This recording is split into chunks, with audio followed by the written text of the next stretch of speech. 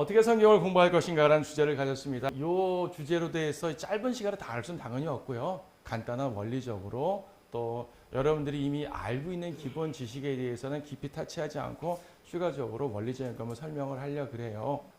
성경을 이렇게 봐야 되는구나라는 기본 원리가고 여러분들 앞으로 성경 공부하고 할 때 도움되길 바랍니다. 어떻게 성경 공부할 것인가? 먼저 여러분 잘 아는 말씀이죠. 같이 한번 읽어볼까요? 시작. 모든 성경은 하나님의 영감으로 주어진 것으로 교리와 책망과 바로잡음과 의로 훈육하기에 유익하니 이는 하나님의 사람이 온전하게 되며 모든 선한 일에 철저히 굴비되게 하려 함이니라. 예. 하나님의 영감으로 되어 있어요. 자, 영감론 이런 부분은 우리 다 아는 사실이니까 이제 그거 넘어가고요. 자, 우리 성경을 공부할 때 말입니다. 다 아는 사실이지만 성경은 하나님의 말씀이 되게 전제가 되어야 되는 거잖아요. 그렇죠? 너무나 당연히 아는 말씀인데 우리가 읽으면서 간과하고 넘어갈 때가 많다는 얘기죠. 이건 정말 하나님의 말씀이야. 이걸 깊이 있게 인식을 하고 읽으셔야 돼요. 공부하셔야 되는 거고 묵상해야 되는 거. 통독을 할 때도 짧은 구절을 깊게 묵상할 때도 혹은 어떤 깊이 있는 교리를 공부할 때도 마찬가지예요. 하나님의 말씀인 거예요. 세상 어떤 철학자들의 말하고는 비교가 안 되는 거죠. 교리와 책망과 바로잡음과 의로 훈육 세세하게 보게 되면 또 깊이 말할 수 있지만 교리와 책망, 바로잡음, 의로 훈육을 하나로 묶어봅시다. 그렇게 되면은 교리와 교훈이 되는 거예요. 성경은 모든 것이 다 교리와 교훈으로 우리에게 다가올 수가 있어요. 이렇게 주신 이유가 뭐냐면 하나님의 사람, 우리 성도들을 온전케 하기 위해서입니다. 이건 양육, 성장과 연관된 표현이에요. 여러분들 말씀을 통해 성장하지 않으면 성장할 데가 없는 거예요. 또 뭐예요? 모든 선한 일에 철저히 구비된다. 이거는 영적 싸움과 연관된 표현이라고 볼 수 있어요. 성장만 하고 끝나면 안 되죠. 성장해서 군사가 되어야 될 거 아니겠어요? 근데 그렇게 하려면은 말씀이 무기도 되고 양식도 되고 힘도 되고 이런 모든 것들이 말씀을 통해서 오기 때문에 말씀을 통해서 잘 공부하고 성장하여서 우리 주님의 일꾼이 되어야 된다라는 사실을 강조해 주고 있습니다. 그러려면 전제가 뭐라고요? 성경은 하나님의 말씀이다 라는 걸 항상 기억해야 됩니다. 자, 귀에 못이 박히도록 강조해도 지나치지 않는 게 하나님의 말씀이란 말이에요. 자, 교리 그리고 교훈 이래가지고 우리는 성장을 하게 되는 거예요. 자, 교리와 교훈을 간단하게 설명해 보려고 합니다. 자, 교리라는 것은요, 일종의 뼈대와 같다고 생각을 하시면 돼요. 교리가 올바로 서 있지 않으면은 이거는 무너져 버리는 거예요. 그 자체가 잘못돼 버리는 거예요. 성경 교리가 구원론만 있는 건 아니죠. 다양한 교리가 있죠. 하지만 어쨌든 교리는 정확히 해야 되는 겁니다. 틀리면 안 되는 거예요. 자, 성경을 갖고 설교하는 분들이 영적인 교훈을 줄 때는 다각도로 설교해서 교훈을 줄 수 있어요. 그리고 교리를 조금 잘 몰라도 교훈을 받으면서 주님 안에서 주님과 교제할 수가 있겠죠. 하지만 교리 자체가 잘못돼 버리게 되면은 구원론 교리가 잘못되면 구원 못 받는 거 아니겠어요? 그렇죠? 구원을 받았다 하더라도 구원론 교리가 잘못되게 되면 아주 이 헤매는 신앙생활을 할 거 아니겠어요? 그렇죠? 종말론 교리가 잘못되게 되면 예수님의 재림도 소망하지 않고 이상하게 믿게 되고 사이비에 빠지게 될 거 아니겠어요? 다양한 하나님의 존재에 대한 그 소위 말하는 조대신학에서 말하는 뭐 신론, 그리스도란 어떻게 표현해도 좋아요. 그런 하나님에 대한 교리가 잘못되게 되면은 우리가 믿는 분은 도대체 누구란 말이에요. 그렇죠? 교리는 정확해야 됩니다. 교리는 뼈대예요. 그래서요, 우리를 그리스도인 되게 하는 게 교리라고 표현할 수 있어요. 주인이 그리스도인 되려면 교리가 올바라야 되는 거예요. 올바른 말씀으로 올바른 교리를 통해서 우리가 구원받아야 되는 거지 잘못된 사이비 이단 교리로 구원받지 못하지 않아요. 그렇죠? 여러분 이미 구원받은 성도들이고 우리를 그리스도인 되게 하는 거라고 생각할 수가 있습니다. 이렇게 표현을 해봤어요. 자, 교리의 기본은 문자적 해석입니다. 문자적 해석을 하니까 어렵게 볼 거 없어요. 써있는 그대로 믿으라는 얘기예요. 써있는 그대로 믿고 실행하라는 얘기입니다. 그렇죠? 성경이 이렇게 기록되는데 저렇게 얘기를 하면 안 되잖아요. 기록된 대로 이해를 해야죠.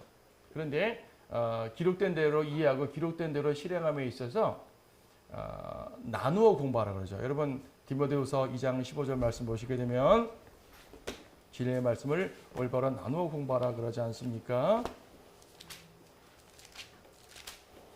2장 15절 그렇죠? 내가 진리의 말씀을 올바로 나누어 자신이 하나님 앞에 부끄럽지 않은 일꾼으로 인정받도록 공부하라. 하나님 앞에 부끄럽지 않은 일꾼 되려면은 공부를 해야 돼요. 나누어 공부해야죠. 뭘 나누란 말이에요? 시대와 대상까지 적절하게 나눠야 되는 거예요. 그러니까 우리가 하나님 말씀이 100% 하나님의 말씀이고 100% 주님 영감받은 말씀이고 맞지만 모든 것이 다 우리에게 직접적인 명령은 아니잖아요. 유대인에게 준 명령도 있는 것이고 구약시대의 명령도 있는 것이고 그렇죠? 구약시대에는 성막 혹은 성전에다가 제물을 바쳤어요. 우리는 그러지 못하죠. 심지어 제물을 잘못 바쳐서 죽기도 해요. 광야에서는 안식일날 나무까지 주었다고 죽임 당하기까지 했어요. 우리는 그러지 않는단 말이죠. 그렇죠. 그래서 그것이 다 하나님 말씀이지만 오늘 사는 우리에게, 즉 교회 시대의 우리들에게 직접적인 명령과 그렇지 않은 것이 있기 때문에 이걸 나누어 봐야 된다. 창세기부터 계시록까지 그걸 전부 다 우리의 교리적인 명령은 아니란 얘기죠. 하지만 누군가에게 명령이죠. 누군가에게 명령이었어요. 나한테 명령이 아니에요. 나한테 명령이 따로 있어요. 이런 걸 나누어 봐야 된다는 얘기죠. 시기와 대상까지 적절하게 나누지 않게 되면 교리가 무너져 버립니다. 그래서 이제 이렇게 올바로 공부를 하게 돼서 구원론이라든지 뭐 종말론이라든지 뭐 교회론이라든지 그 외 다양한 교리에 대해서 우리가 체계를 세울 수가 있고 그런 체계 가운데서 우리가 올바로 믿음 생활을 할 수 있죠. 여러분들이 신학자가 아니기 때문에 체계적인 정리는 못할지라도 우리가 어떻게 믿어야 되는지 믿음의 근본을 올바로 알고 올바로 분별을 하고 믿을 수가 있게 되는 것이죠. 우리가 보통 공부할 때 아무래도 일반 성도들은 누군가를 통해 배우다 보니까 성경교사를 통해서 얻게 되지만 그래도 성경교사 좋은 올바른 성경교사한테 올바른 성경교사는 여러분들이 잘 활용하는 거예요. 필요상으로 의지하면 안 돼요. 그렇죠. 의존하면 안 돼요. 활용하세요. 여러분들은 저를 활용하세요. 저를 의존하지 마세요. 누구를 의지하세요? 하나님과 그분의 말씀을 의지하는 거예요. 그렇죠. 저는 활용 도구입니다, 여러분. 오해하시면 안 돼요. 자, 시대와 대상에 대한 중요성, 이건 특히 구원론에서 중요합니다. 구원론에 대해서는 상당히 명확하게 아시고 우리의 믿음이 어떻게 바탕되고 어떻게 믿고 어떻게 전해야 되는지가 명확해져야 되는 것이죠. 자, 시대와 대상을 오해하게 되면 구약의 계명들을 지켜 행하라 그랬단 말입니다. 여러분 계명들을 지켜라, 율법을 지키라는 말이 우리가 생각하는 그런 것이 아니라 진짜 이들에게 심각한 내용이었어요. 여러분 레위기 26장 말씀 보셔요. 3절 너희가 내 규례들을 행하고 내 계명들을 지키고 그것들을 행하면 율법을 행하면 12절 내가 너희 가운데서 행하여 너희 하나님이 되고 너희는 내 백성이 되리라. 하나님이 그들이 하나님이 되시는 조건이 율법을 행하는 거잖아요.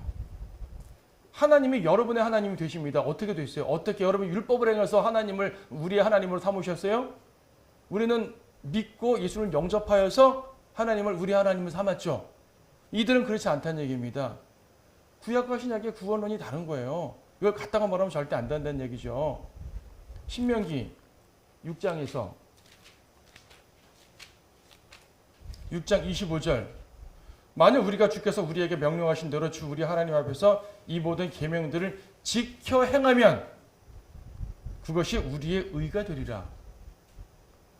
율법을 행해야지 의가 된대요. 하지만 신약에서는 믿음으로 의롭게 된다고 말씀하고 있거든요. 달라요. 다를 수밖에 없죠. 자, 신약에서는 오직 믿음으로 말하잖아요. 에베소 2장 8절 뭐예요? 믿음으로 말미암아 은혜를 구원받습니다. 행위에 의하지 않으니 자랑하지 못하게 한다 그래요. 만약에 내가 행위로 구원받았다면요, 저는 자랑할 수 있잖아요. 내가 너보다 더 의롭고 착해. 자랑할 수 있잖아요. 내가 구원받고 저 사람 구원 못 받았어요. 아, 저 사람은 맨날 죄만 지고 악한 사람이야. 난 얼마나 주님의 선한가. 자랑하는 거잖아요. 바리새인들이 그랬잖아요. 바리새인들, 저 죄인들, 저 세리는 어쩌고 저쩌고 나는 이렇게 의롭게 행하고 예물도 11조도 드리고 금식도 하고 어쩌고 저쩌고 죄도 짓지 않고 그 바리새인이 실질적으로 죄를 정말 안 짓고 거의 안 짓고 살았다 하더라도 그걸로 구원받는 게 아니라는 얘기죠. 그거는 자기 의만 드러나기 때문에 주님이 인정하지 못하는 겁니다. 오직 믿음으로 구원받는 거예요. 사도행전 16장 31절 주 예수 그리스도를 믿으라. 그래야만 너와 내 집안의 구원을 받으리라. 주 예수 그리스도를 믿어야 되는 거죠. 예수님이 누구신가를 믿어야 되고 예수님이 날 위해 무엇을 하셨는가를 믿어야 되는 거예요. 십자가 죽으시고 내 죄를 씻으신 거. 이걸 믿어야 구원받는 거죠. 믿고 영접하는 거. 이게 구원받는 거죠. 근데 구약을 통해서 구원을 잡으려고 하면 안 되는 거잖아요. 많은 사람들이 구약 성경을 가지고 전도를 하려고 그래요. 물론 구약 성경의 어떤 상황을 예화 삼아서 말할 수는 있겠지만 그것이 교리가 되어서는 안 되잖아요. 자, 믿음과 행위로 또 말하네요. 야고보서에서 행위가 없으면 믿음이 아니라 그래요. 죽은 믿음이라 그래요. 그래요? 행위가 없으면 문제가 돼요. 사람들이 사실 많은 분들이요. 많은 교회들 이 부분은 그렇게 크게 오해를 안 해요. 당연히 구약 성경의 율법 지키라는 건 다 알아요. 일반 교회에 다니는 분들도 당연히 구약과 신약은 구분을 하거든요. 어느 정도는. 그러니까 십자가 예수님이 죽으셨지 정도는 그분들도 대략 알아요. 근데 야고보서에서 걸리잖아요. 걸린단 말이에요. 전 행위도 있어야 된다고 생각한다고. 이런 식으로 말하는 사람들이 꽤 많아요. 그분들은 행위가 없으면 믿음 자체가 잘못됐기 때문에 올바른 행실을 해야 된다라는 생각들을 많이 하는 거죠. 야고보서 1장 1절에 보게 되면 야고보서를 누구에게 기록되었다고 말씀하고 있어요? 이스라엘 12지파. 그렇죠? 물론 야고보서 당시의 상황으로 말하면 유대인 중에서도 예수님을 믿는 사람들이 받겠지만 그러나 기본적으로 그 자체는 그리스도인이라고 지칭한 것이 아니란 말이에요. 그리고 이것은 교리적으로 우리 다른 시간에 많이 배웠지만 대환란 때 유대인들에게 교리적으로 적용이 됩니다.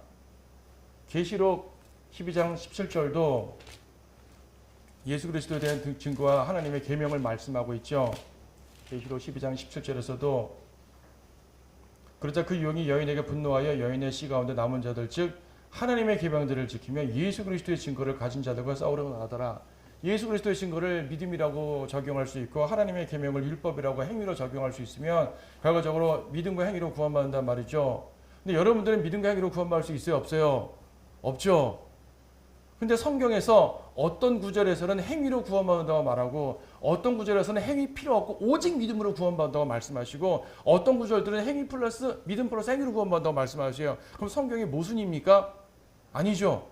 모순이 아니라면 답은 뭐예요? 이 말씀을 명령하신 대상이 다른 거예요. 시대가 다른 거예요. 시대가 다른 거죠. 교회 시대에 주신 직접적인 명령과 교리가 있고 환란 시대는 환란 시대에 맞게 주님 주시고 구약은 구약 시대에 맞게 주신단 말이에요. 여러분 다 아는 사실이지만 우리는 주님 오실 때 공중재림하실 때 올라가죠. 휴가 된단 말이에요. 좀 이렇게 구원은 받았는데 행실이 좀 이렇게 나빠요. 죄도 좀 짓고 세상적으로. 이런 휴가 못 됩니까? 그래도 휴가 되죠. 왜? 우리는 그리스도인으로 거듭났고 예수님의 몸이 되었단 말이에요. 내 행실이 좀 이렇게 육신적이기도 하고 세상적이기도 해요. 그러면 안 되는데 그런 분들이 종종 있다는 얘기예요. 하지만 나는 구원 받았어요. 그리스도의 보혈로 죄 씻음을 받았다고요. 나는 휴가 되죠. 그럼 땅에 누가 남아요? 100% 구원받지 않은 사람들 남는 거죠. 100%. 구원받았다면 그 사람도 올라갔겠죠. 유대인이든 이방인이든. 100% 구원받지 않은 사람들 중에서 주님이 대환란 때 또 한 번의 역사를 하시사 그들에게 구원의 기회를 주시는 거예요. 그럼 그들의 구원을 우리의 구원과 똑같을 수도 없잖아요. 다를 수밖에 없는 거예요. 그래서 그때는 행위가 포함되고 또 경륜적으로 그때는 또 이제 메시아 왕국과 연관되는 상황이기 때문에 행위가 또 필요하고 유대인적인 내용이 들어가기 때문에 행위가 필요한 그러한 내용들이 나오게 됩니다. 자, 이렇게 성경을 보게 되면 서로 다른 유형의 구원에 대한 언급이 나오기 때문에 이걸 나누어 보지 않으면 혼동하는 거죠. 같은 신약 성경이지만 바울 서신이 아닌 부분들에서 행위를 강조하는 것을 보고 이렇게 해야지 구원받는구나. 예수님도 그렇게 말씀하셨어. 아주 오해해가지고 예수님을 제대로 영접하지 못하고 교회인들 다니면서 지옥 가는 분들이 얼마나 또 많겠습니까? 그래서 올바른 교리가 정말 필요하다는 거죠. 그래서 시대에 따른 구원의 차이를 분명히 인식을 해야지 봅니다. 이 중에 여러분들은 어디예요? 두 번째, 이게 우리란 말이에요. 그래서 우리는 복음 전할 때 다른 내용들을 가지고 복음 전하지 않고 이 내용으로 복음 전하는 거죠. 뭐 해당 구절들 더 많이 있지만 믿음, 하나님의 은혜, 예수님이 누구신가, 그분의 속죄 이런 것들을 강조해가면서 나도 그렇게 구원받았으니까 이렇게 복음을 전하는 거예요. 시대에 따른 구원의 차리, 교리를 볼 때는 정말 이것이 올바로 봐야 돼요. 이걸 올바로 보지 않고는 교리가 올바로 잡을 수가 없는 거죠. 자, 그래서 구약 성경과 신약의 환란서신은 구원론에 관한 교회의 것이 아니에요. 구원론에 관한. 이렇게 할 수 있죠. 그러면 구약 성경은 우리 게 아니에요? 우리 구약 성경은 우리 교회에 해당되는 게 아닌가요? 우리는 그럼 구약 성경은 기독교의 경전이 아닌가요? 그러니까 초대교회 시대에 많은 논란들이 있었어요. 구약 성경을 우리가 받아들여야 되냐 말아야 되냐 이런 역사적 논란도 있었거든요. 하지만 하나님의 섭리적 역사 가운데서 자연스럽게 구약 39권을 우리에게 기독교의 경전으로 올바로 받아들여서 우리의 믿음과 실행에 지침이 되는 겁니다. 다만 구원론에 관해서는 교회의 지침이 아니란 말이죠. 구약 성경은 구원론, 우리의 구원론이 아니잖아요. 환란서신 마찬가지고. 그러니까 구원론에 대한 교리는 정말로 명확하게 따져야 되고 나머지에 대해서는 교훈으로서 포괄적으로 받아들일 수 있어요. 하지만 포괄적으로 받아들인다고 해가지고 마구잡이로 받아들인다는 말 아니고요. 지침들이 있는 거죠. 자, 보세요. 아까 교리는 뼈대라 그랬죠? 그러면 교훈은 뭘까요? 살이에요, 살. 제가 비유하는 바입니다. 성경에 나오는 표현이 아니라 제가 비유하는 바예요. 교리를 뼈대를 세우고 살을 붙여야죠. 살을 잘 붙여야지 건강한 사람 되죠. 하나님 말씀도 교리의 뼈대를 딱 세우고 제대로 세우고 교훈으로서 책망과 바로잡음과 의로 훈육 등등 교훈으로서 살을 잘 붙여야 됩니다. 이래야지 건강한 영적인 그리스도인이 되는 겁니다. 그래서 아까 우리를 그리스도인 되게 하는 거라면 교훈은 우리를 그리스도인답게 살게 하는 거예요. 답게. 우리가 그리스도인답게 살지 않는다고 그리스도인이 아닌 건 아니죠. 아까 말한 것처럼 내가 세상적으로 살고 육신적으로 살아도 난 구원받았으니까 하늘나라에 가겠지만 그렇다고 누가 저를 그리스도인 취급해 주겠습니까? 그렇죠. 그리스도인 취급 못 받아요. 심하게 타락하게 되면. 사소한 죄는 누구나 지겠지만 죄에 또 정도가 있으니까 정말로 이 그리스도인의 간증이 없어버린다는 얘기입니다. 저 사람이 구원 받았나 안 받았나 이 판단은 별도로 하고 저 사람은 그리스도인을 취급해 줄 수가 없는 겁니다. 그렇게 취급받아도 할 말이 없는 거예요. 왜 나는 그래도 구원받는 그리스도인인데 나 왜 구원받지 않았단 말합니까? 하고 따져도 소용없어요. 그건 주님께서 알아서 그래 난 너 구원받은 거 아니까 너 일로 와 해주시겠지만 모든 성도들에게 인정받지 못해도 할 말이 없는 거예요. 그리스도인답게 살 수 있도록 하나님의 말씀 통해서 교훈을 받아서 책망도 받아야 되고 내 길을 바로잡기도 해야 되는 것이고 훈육받아가지고 올바르게 그리스도인으로서 성장해 나가야 될 거 아니겠어요. 구원받고 끝나면 안 된다는 얘기입니다. 이 경우 교훈을 말할 때는요. 구약성경 모든 성경 유신권의 모든 것들을 다 내게 되는 거예요. 자, 성경 말씀. 여러분이 성경을 창세기부터 계시록까지 읽을 때 말입니다. 이것이 이 구절은 내 구절이 아니야. 이 구절은 내 구절이야. 이렇게 보지 마시란 얘기예요. 구원론 교리로는 구분을 해야 되지만 여러분이 묵상하고 교훈을 받을 때는요. 창세기부터 계시록까지 주님이 다 나를 향해서 무엇인가를 깨닫게 하기 위해 주신 거예요. 이건 주님이 나에게 주신 말씀이다라고 생각하면서 읽어야 되는 겁니다. 그리고 공부를 하고 교훈을 받아야 되는 거예요. 어떤 분이 얘기했잖아요. 성경은 하나님께서 우리에게 주신 편지다. 그리스도께서 그분의 신부에게 주신 사랑의 편지다. 주님이 우리에게 하고 싶은 말들을 다 하신 거예요.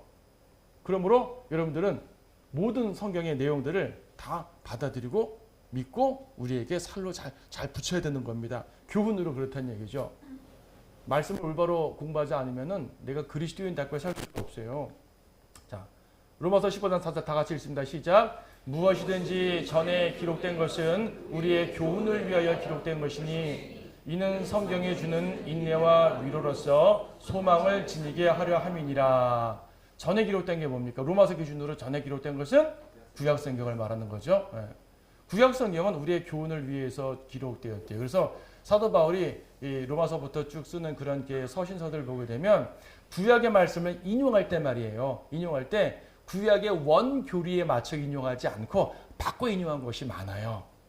원교리가 아니지만은 이것을 우리한테 이렇게 적용을 해서 설명을 하는 거예요. 그런 경우도 많죠.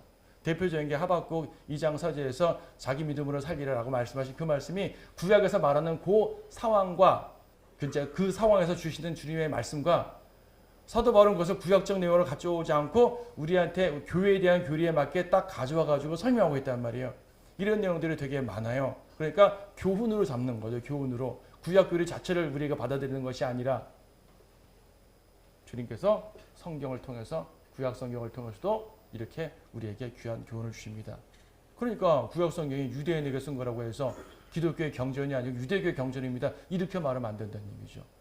이미 신약 성경에서 구약 성경을 통해서 수많은 인용을 하고 있고 구약 성경을 통해서 예수님이 그리스도이심을 증명하고 있고 사도 바울도 가는 곳마다 예수가 그리스도다라고 말할 때 구약 성경을 통해서 증명한 거였거든요. 자, 교훈에 좀 더 봅니다. 그러면 신약 성경은요, 그러니까 특히 바울 서신은 직접적인 교리로서 여러분의 믿음과 행실을 지침이 됩니다. 구원론 이외에도 우리가 그리스도인으로서 어떻게 살아야 되는 것인가 하나하나 주시는 지침들이 교리로서 받아들일 수 있는 지침들이에요. 근데 구약 성경 혹은 신약의 환난 서신들 혹은 복음서의 일부 이런 내용들은 교리로서가 아니라 교훈으로서 우리 믿음과 행실의 지침이 돼요. 어쨌든 모든 성경은 우리 믿음과 행실의 지침이 됩니다. 바울 서신은 우리의 교리로서 바울 서신을 제외한 구약 성경과 다른 서신들은 교훈으로서 적용이 돼요. 성경 모든 거 하나도 버릴 게 없죠? 버리면 큰일 나는 거죠? 자, 어떤 교훈들이 있습니까? 짧으니까 다 살펴보지 못하고 몇 가지만 볼게요. 자, 구약 성경에서 발견되는 교훈들. 분명 구약 성경은 우리의 구원론에 관한 교리적 지침이 아니라 그랬어요. 그럼 구원론만, 성경이 구원론만 전달되면 필요 없는 책이냐? 그게 아니잖아요. 구원론만 전달되면 필요 없는 책이라면 여러분 구원받고는 성경 안 봐도 되지 않습니까? 아니죠. 성경은 구원을 위해서만 주신 게 아니라는 얘기입니다. 구원받은 성도들이 행할 바들을 주셨기 때문에 우리 구약 성경에서 우리 삶, 우리 믿음과 실행에 대한 지침들을 발견하게 됩니다. 어떤 지침들? 먼저 하나님의 전능하심을 발견하는 거예요. 하나님의 전능하심, 아브라함에게 맨 처음에 나는 전능한 하나님이라고 말씀하셨어요. 아브라함을 말씀하시고 이스라엘 백성들을 이끄심에 있어서 특히 출애굽하는 모든 과정에 그분의 전능하심이 나타났잖아요. 홍해를 가르는 거 누가 해요? 하나님밖에. 그렇죠? 이 모든 것들 만나를 먹고 있는 거 누가 하냐고요? 이건 하나님밖에 할 수 없는 전능하심이잖아요. 그분의 전능하심으로 누구를 구해주셨어요? 이스라엘 구해주셨어요. 우리 아니에요. 하지만 우리 구한 게 아니라 이스라엘 구한 것이니까 이거 우리가 상관없어 라고 말하겠습니까? 아니잖아요. 당시의 사왕의 문맥이 이스라엘을 구원하시는 것이지만은 우리는 거기서 뭘 발견하냐면 하나님의 전능하심을 발견한다는 얘기예요. 그리고 구약에서 하나님의 전능하심은 그분의 백성 이스라엘을 위해서 전능하심을 사용하셨습니다. 그러면 마찬가지로 지금 우리가 그분의 백성이니까 주님은 그분의 백성인 우리를 위해서 전능하심을 발휘해 주신다는 얘기죠. 근데 하나님은 우리 위해서 우리를 도우실 거야. 우리 전능하신 하나님 우리를 도우실 거야. 라고 하는데 말입니다. 그분이 얼마나 전능한지, 그분이 얼마나 전능하지? 그분이 전능하신 예를 모르겠네? 어디서 보겠어요? 구약 성경에서 보는 거예요. 물론 신약에도 나와요. 하지만 구약에서 더 풍성하게 나오죠. 신약 성경의 기록은요. 몇십 년 내에 다 기록됐죠. 몇십 년 내에 다 기록됐기 때문에 한 세기 안에서 다 기록됐어요. 그러니까 교리도 나오고 많은 지침도 나오지만 역사적 과정은 사도행전밖에 없잖아요. 근데 구약은 수천 년, 수백 년의 역사를 담고 있기 때문에 수많은 역사적 사실을 통해서 교훈들이 있잖아요. 예들이 있잖아요. 예들이. 그래서 여러분들은 하나님의 전능하심을 할 때 하나님 전능하시다는 그 사실 자체는 신약 성경으로도 명확히 교리를 잡을 수 있지만 그 전능하심이 얼마나 전능하시지? 라고 알기 위해서는 구약 성경을 통해서 더 확실히 많이 안다는 얘기입니다. 구약 성경에서 하나님의 전능하심을 발견하지 못하면 큰일 나는 거예요. 어떤 교훈들을 발견합니까? 하나님의 거룩하심도 발견하네요. 율법 말입니다. 지금 여러분 율법 안 지킵니다. 심지어 율법 중에서는요. 뭐 이렇게 동물을 어떤 제사는 각을 두고 어떤 제사는 통째로 드리고 어떤 제사는 뭐 어떻게 하고 되게 많죠. 이거 우리 적용하려면 한이 없죠. 물론 이것은 이제 예표론으로 신약의 십자가로 적용을 하지만 예표론이 100% 딱딱 맞는 것도 아니에요. 어느 정도가 맞고 모든 분들이 다 맞는 게 아니라 모든 분들이 다 예표를 적용할 수가 없단 말입니다. 그리고요. 그런 내용들 어떤 것들은 먹는 규례, 음식의 규례. 이건 먹어도 되고 이건 먹으면 안 되고. 그렇죠? 질병에 걸렸을 때 어떻게 하고 심지어 여자들이 아이를 낳게 되면 어떡하고.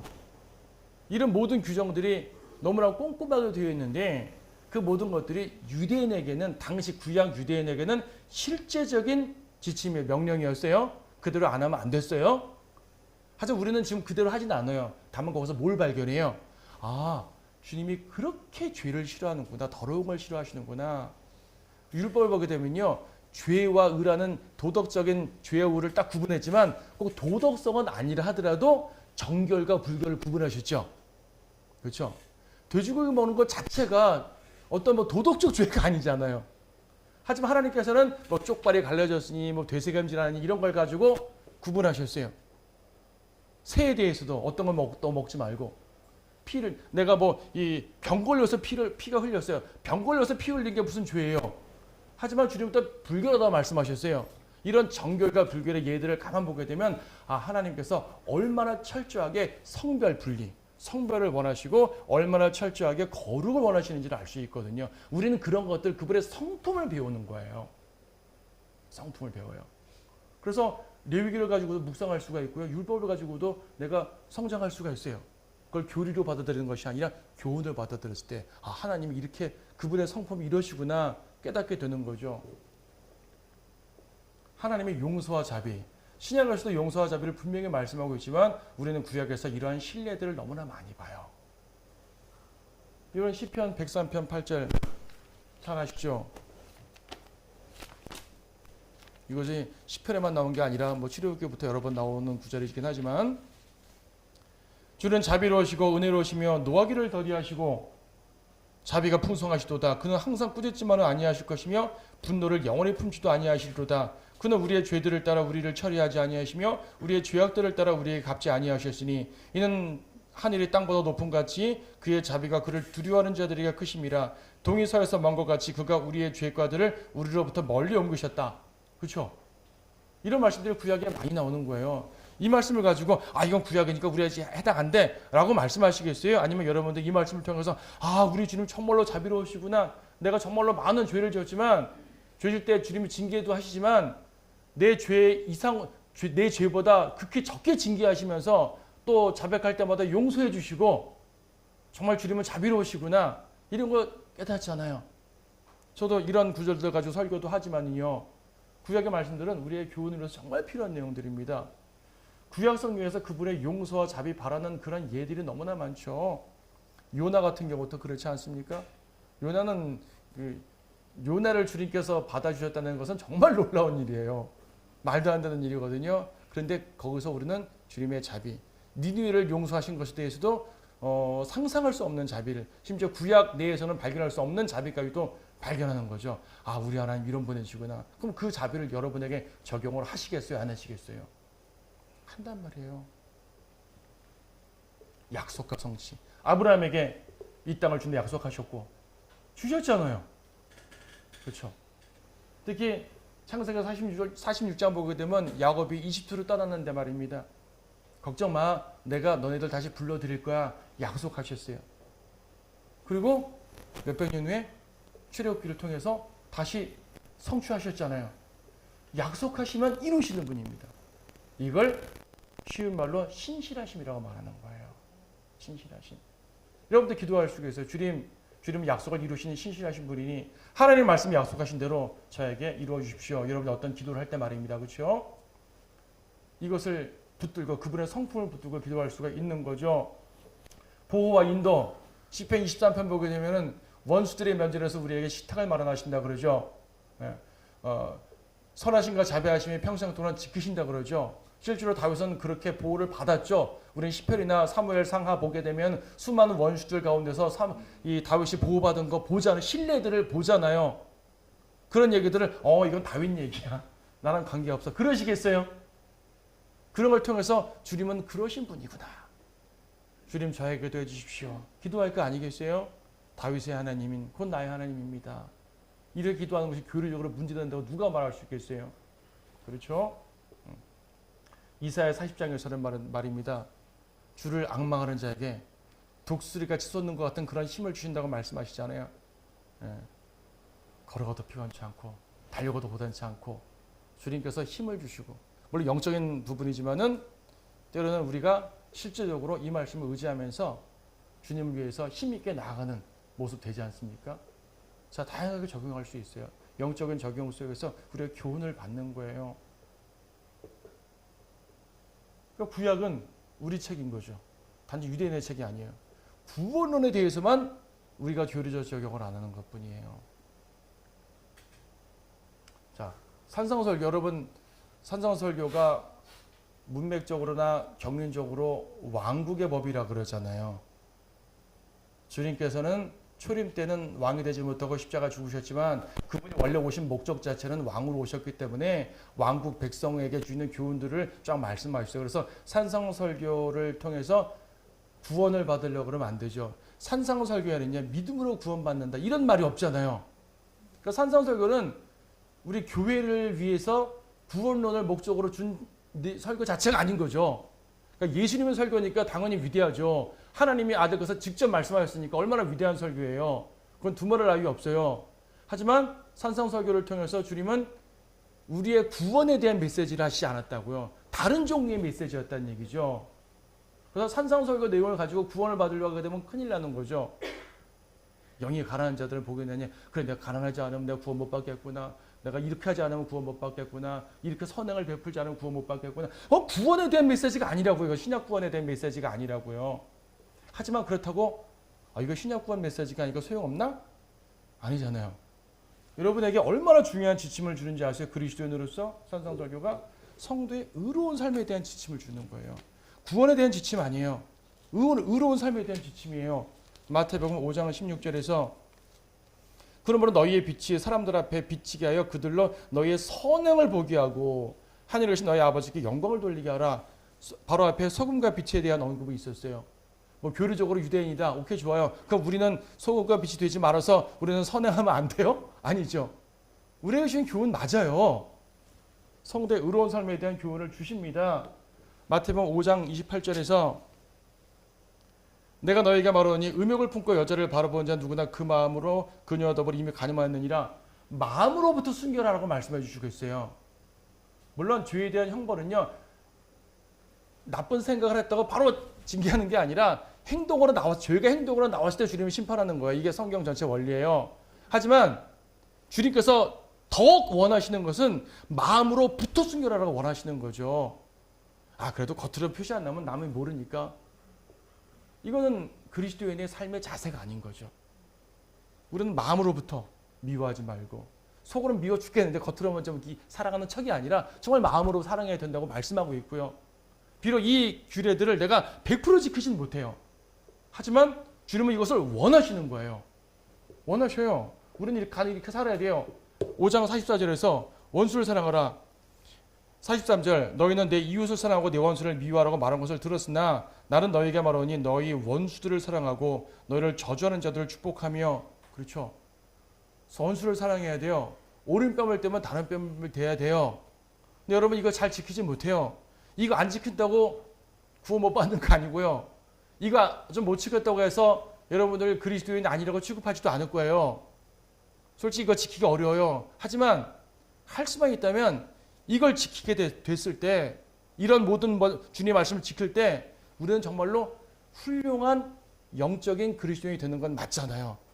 여러분이 오른밤 때리는 사람을 왼밤 때리지 못해도 그러한 성도를 존경을 할 수 있잖아요. 우리가 최근에 교회에서 공부하면서 제친녀 교회 얘기 들었습니다. 더커 빌리엄스가 도망가다가 얼음에 나를 쫓아오는 카톨릭 병사가 물에 빠졌어요. 여러분 도망가도 된다니까요. 도망간다고 죄 짓는 거 아니잖아요. 근데 그 사람은 돌아와서 카톨릭 병사를 구해주고 잡혀가서 죽었단 말이에요. 그러면 여러분들이 그렇게 못했다고 여러분을 정죄는 못하겠어요. 하지만 이런 성도들을 더욱더 존경할 수는 있죠. 이게 더 가치 있는 삶 맞고 주님께서 원하시기에 더 상급이 많은 삶 맞는 거고 우리의 더 목표가 되는 건 맞죠. 그래서요, 저는 이것을 다른 말로 표현해서 그리스도인의 영적 윤리라고 표현을 해요. 교리적인 표현은 아닙니다. 그리스도인의 영적 윤리. 우리가 할 수만 있다면 이렇게 사는 게 살아야 돼요. 근데 우리는 육신적인 힘으로는 도저히 못하고요. 내 안에 성령의 충만함으로 할 수가 있죠. 할 수가 있는 거예요. 주님은 이것을 원하시는 거예요. 구원론 아니라니까. 이거 한다고 구원받지 못하는 거 아니라니까요. 기도의 교훈도 얻죠. 골방에 들어 기도하라. 뭐 공개적으로 기도하면 안 되는 거 아닙니다만은 골방에서 주님과만 깊이 교제하라고 주님이 말씀하시잖아요. 이 말씀 여러분들이 기억하고 시시때때로 혼자 기도하는 시간 갖지 않습니까? 우리의 교훈이죠. 하나님의 나라와 그분의 의를 구하라. 이거야말로 신약 성도들에게 엄청 중요한 명령이에요. 우리는 세상 나라가 아니라 하나님의 나라를 추구하는 사람들인 것이고 이미 구원받아서 하나님의 나라에 들어오긴 했지만 하나님의 나라의 풍성함을 누리지 못하고 산단 말이에요. 많은 분들이. 그래서 말씀을 통해서 교훈을 받으면서 하나님의 나라를 누리고 그분의 의를 추구해서 우리가 주님께서 원하시는 성도의 의를 내면서 살아야 되는 거죠. 내 힘으로도 성령의 힘으로. 마태복음 7장에서는 판단하지 말라 그러죠. 옳고 그름을 판단하지 말란 말이 아니라 비난하는 개념으로 판단하지 말란 말이죠. 그렇죠?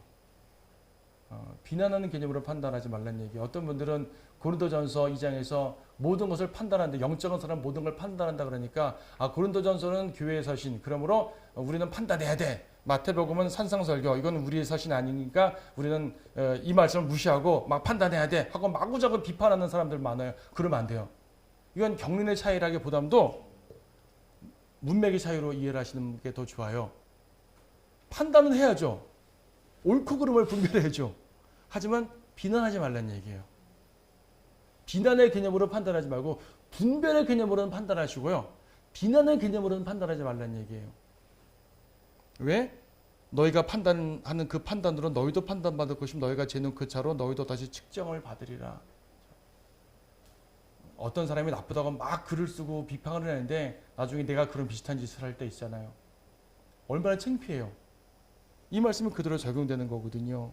우리는 이런 모습을 갖지 말아야 된다. 자, 이렇게 산상설교나 복음서나 이런 부분들에서 구원론의 교리는 아니지만은 우리가 받을 수 있는 교리적인 영적인 지침들이 너무나 많은 겁니다. 그래서 모든 성경은 다 나를 위한 책이라고 말하는 거예요. 형벌 규정을 제외하면요. 산상설교의 거의 모든 규정들을 받아들일 수가 있어요. 오른손에 범죄해서 오른팔을 자른다.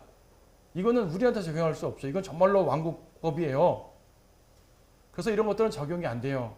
하지만 이런 형벌 규정을 제외하고 명령 자체만 보게 되면 우리의 중요한 교훈들이 된다는 것을 이해할 수가 있는 거죠. 환난 서신들은 또 어때요? 야고보서 같은 경우에 야고보서 뭐 유대인에게 준 거라고 여러분 안 읽겠어요? 아닌 게 아니라 루터 같은 경우는 로마서와 갈라디아서를 너무나 사랑한 나머지 야고보서가 행위를 강조하니까 야고보서는 지푸라기 서신이야. 야고보서는 성경에서 뺐으면 좋겠어. 이런 사고과 생각도 가졌단 말입니다. 그러니까 루터가 잘못 생각한 거죠. 또 야고보서가 성경이 아니냐? 아닙니다. 야고보서를 통해서 얼마나 많은 사람들이 교훈을 받고 은혜를 받고 신앙생활을 했겠어요. AD 1세기부터 21세기까지 2000년 동안 많은 사람들이 잘못 적용해서 헛다리 짚은 분도 많이 있지만 그 말씀을 통해서 힘을 얻은 사람도 많죠. 하나님께서 왜 야고보서를 주셨겠어요? 여러분 오해하시면 안 됩니다. 야고보서의 교리적인 위치가 대환란에 맞춰 있다는 얘기지 야고보서가 환란 때만을 위해서 썼다는 건 아니에요. 그럼 하나님께서 왜 AD 1세기부터 야고보서를 여기다 끼워 주셔가지고 많은 성도들을 헷갈리게 하셨겠어요? 대환란 때 성경을 딱 주시면 되지. 아니에요.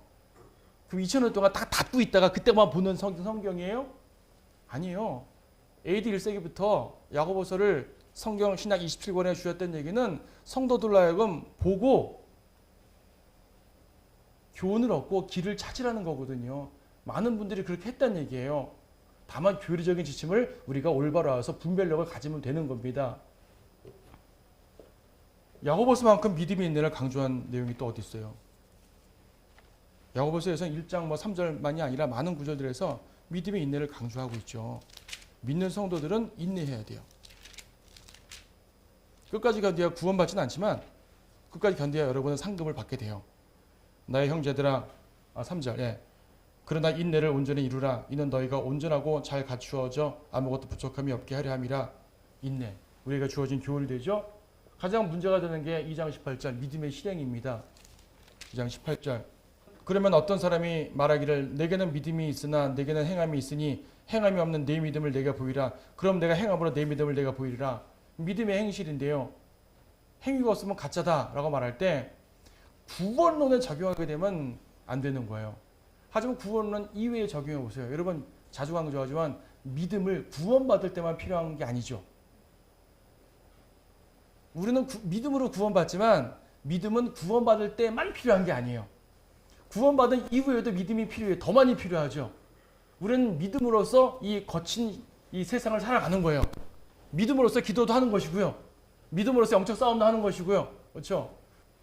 근데 여러분들 내가 믿음이 있다고 하면서 행실이 온전치 않으면은 나의 믿음을 인정받지 못하는 거예요. 구원에 대한 거 말고요. 자, 내가요 하나님의 전능하심을 믿어요. 그렇죠? 근데 하나님의 전능하심을 믿고 내가 제대로 기도를 하질 않아요. 이 사람은 이론적으로는 하나님의 전능하심을 믿었지만 실행적으로는 믿은 게 아니죠. 그렇죠? 하나님의 전능하심은 여러분 누구나 그리스도면 누구나 믿어요. 이론적으로는 다 믿어요. 하지만 하나님의 전능하심을 의지하고 전진도 안 하고 하나님의 전능하심을 의지하고 싸움도 안 하고 하나님의 전능하심을 의지하고 복음도 안 전하고 하나님의 전능하심을 의지하는 가운데 하여튼 신뢰하고 살지 않는다면 그는 이 부분에 대해서 행실이 없는 거잖아요. 그럼 그는 이 부분에 대해서만큼 적어도 죽은 믿음일 거죠. 믿음이 없는 거죠. 그렇죠? 그래서 구원에 대한 믿음을 말할 때는 야고보서는 우리의 교리가 아닌 거예요. 하지만 구원론 이외에 다른 모든 적용을 보면요. 구원받은 이후에 우리가 믿음을 행하는 모든 면에서 볼 때는 말로만 하나님의 전능하심을 믿고 하나님의 자비하심을 믿지만 실제로 그에 합당한 행위를 하지 않으면 믿음 없는 거죠. 없는 걸 취급받는 거죠. 그래 그리스도는 형제 사랑해야 돼 라고 말만 하지 실제로 형제를 사랑하지 않으면 당신의 믿음은 가짜 믿음이요 라고 말을 듣겠죠. 예수님도 형제를 서로 사랑해야지 내 제자로 사람들이 볼 것이다 라고 말씀하셨어요. 서로 사랑함으로써 모든 사람이 내 제자임을 알리라라고 말씀하셨잖아요. 형제 사랑은요 우리가 제자됨에 대한 외적 표식 중에 하나예요. 우리가 형제 사랑을 제대로 하지 않게 되면 우리는 그리스도의 제자로 인정받을 수가 없는 거예요. 믿음이 없는 거로 판단되겠죠. 구원받지 못한다는 말이 아니라 믿음 있는 성도로 살아가지 못한다는 얘기죠. 자, 그렇게 적용할 수가 있습니다. 선한 지혜에 대해서 뭐 여러 가지 말이 많이 많죠. 자, 이제 이 정도로 마무리합시다. 그러니까 그 외에도요. 수많은 신구약 내용들에서 발견되는 재림에 대한 교리. 이거는 교훈보다도 재림에 대한 교리를 또 아는 거죠. 재림에 대한 교리가 신약보다 구약에 더 많단 말입니다. 구약 선지서들의 수많은 구절들에서 재림에 대한 언급을 하시고 이것을 또 신약에서 계시록 등등에서 뒷받침해서 명확해 주시고 특히 우리에게는 데살로니가서 4장이나 고린도전서 15장에서 부활과 휴거에 대한 또 예언을 해주시고요. 이런 예언적인 사실들을 명확하게 공부해서 알므로써 우리로 하여금 뭘 얻게 한다고요? 성도의 소망을 얻게 되는 겁니다. 재림에 대한 교리 모른다고 구원 못 받는 거 아니잖아요. 그렇죠? 휴거 모른다고 구원 받는 거 아니고 재림의 종말론 교리 좀 모른다고 잘못 알고 있다고 구원 못 받는 거 아니잖아요. 하지만 이것을 올바로 알게 되면 우리의 믿음이 얼마나 성장하겠고 이 거친 세상을 삶에 있어서 얼마나 힘을 얻겠어요. 그래서 오늘은 성경을 공부함에 있어서요. 교리와 교훈을 적절하게 내가 잘 받아야 된다는 이것을 이제 배운 겁니다. 여러분들이 구원론 같은 명확한 교리를 정말 정확히 아시고 그래야지 구원을 받은 성도가 잘못된 구원에 오염되게 되면 그 율법적으로 얽매인 신앙 속에서요 제대로 살아가지는 못해요.